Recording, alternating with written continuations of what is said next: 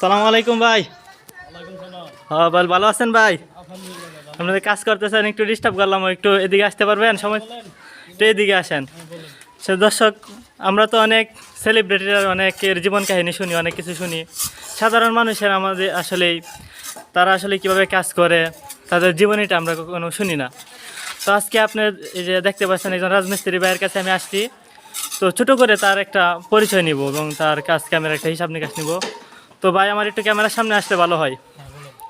তো ভাইয়ের বাসা কোথায় একটু জোরে বলেন? পাশেই? তো আপনি কতদিন ধরে এই কাজ করেন? 10-15 বছর ধরে এই কাজ করেন, হ্যাঁ? তো একটু বসলে ভালো হয়। বলেন। তো 10-15 বছর ধরে এই কাজ করেন। বিবাহ শাদী করছেন? হ্যাঁ, বিয়ে শাদী করছি, ছেলে আছে একজন। এক ছেলে, মাশাআল্লাহ। তো কয় বছর বয়স ছেলের? এই 5 বছর। 5 বছর। তো আপনি মিস্ত্রি হয়ে গেছেন, হ্যাঁ? হ্যাঁ, মিস্ত্রি হয়েছি।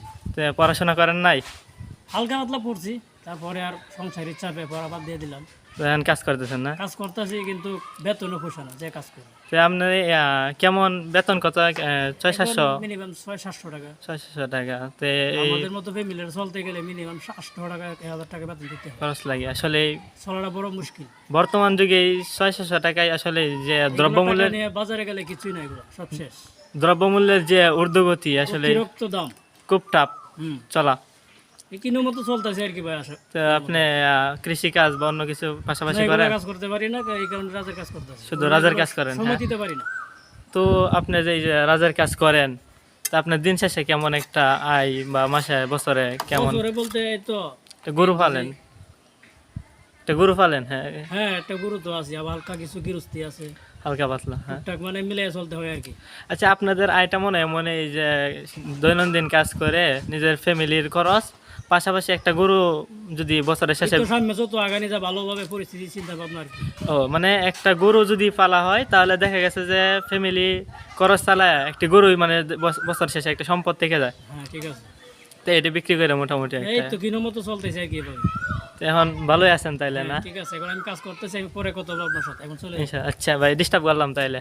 আসসালামু আলাইকুম। তো দর্শক, দেখতেই পাচ্ছেন যে একটি মসজিদের মাঝে রাজমিস্ত্রির কাজ চলতেছে। তো আমি ভাইয়ের কাছ থেকে একটু মানে তার সংক্ষিপ্তভাবে তার পরিচয়টা নিলাম। তো আসলেই সাধারণ মানুষে অনেক কষ্ট করে, তার জন্য মানে আমরা পাশে থাকবো। এবং আমরা সব সময় মানে বড় বড় সেলিব্রিটি বা অনেকের গল্প কাহিনী, কিচ্ছা কাহিনী শুনি, কিন্তু এমন দিনমজুরদের কেউ শুনি না। তো এটাই আজকের আমার ভিডিও।